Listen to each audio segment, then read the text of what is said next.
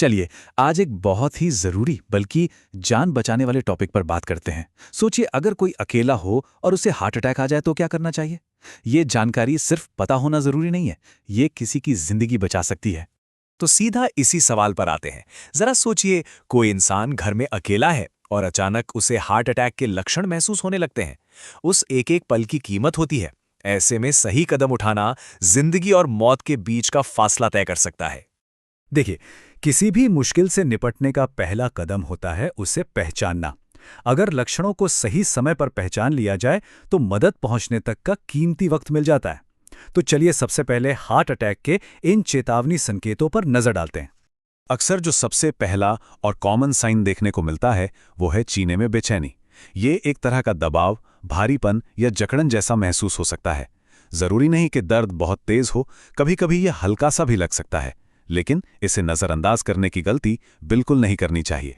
अब एक और बात जो ध्यान में रखनी है, ये दर्द सिर्फ सीने तक ही नहीं रहता। कई बार ये शरीर के ऊपरी हिस्सों में फैलने लगता है, जैसे कि पीठ, जबड़ा, गला या खास तौर पर बाईं बाह में। कभी कभी एक बहुत ही अजीब लक्षण दिखता है। अचानक से बहुत ज्यादा थकान महसूस होना, मतलब बिना कोई मेहनत किए भी ऐसा लगना जैसे शरीर में बिल्कुल जान ही नहीं बची है।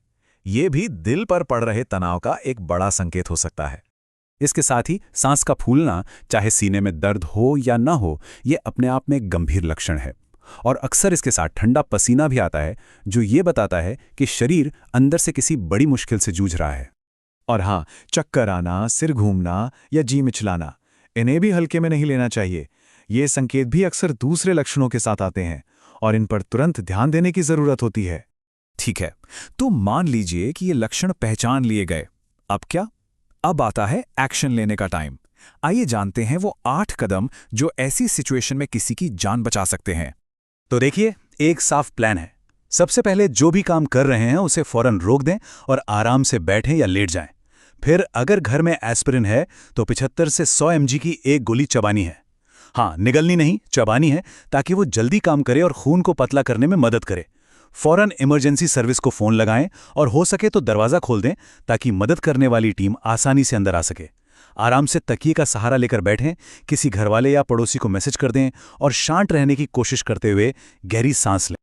लेकिन इन सब में एक चीज है जो सबसे सबसे ज्यादा जरूरी है, और वो है मदद के लिए कॉल करना। बिना एक पल भी सोचे इमरजेंसी सेवाओं जैसे 112 पर फोन लगाना ही पहली प्राथमिकता होनी चाहिए, क्योंकि पेशेवर मदद जितनी जल्दी मिलेगी, बचने की उम्मीद उतनी ही बढ़ जाएगी। तो ये तो हुई इमरजेंसी की बात, पर कहते हैं ना, इलाज से बेहतर बचाव है। तो क्यों ना हम उस नौबत को आने ही ना दें। चलिए अब बात करते हैं दिल को हमेशा स्वस्थ रखने की आदतों पर। बहुत मुश्किल नहीं है सच में। रोज बस 30 मिनट की वॉक, सिर्फ इतना करने से ही ब्लड सर्कुलेशन बेहतर होता है और हमारा दिल मजबूत बनता है। ये एक बहुत ही आसान और असरदार आदत है। हम जो खाते हैं उसका सीधा असर हमारे दिल पर पड़ता है। खाने में नमक थोड़ा कम और ये जो पैकेट वाले प्रोसेस फूड होते हैं ना, उनसे थोड़ी दूरी। बस इतना करने से भी ब्लड प्रेशर कंट्रोल में रहता है, जिससे दिल पर जोर कम पड़ता है। और अब वो आदत जिसे छोड़ने का असर तुरंत दिखता है, स्मोकिंग और बहुत ज्यादा शराब।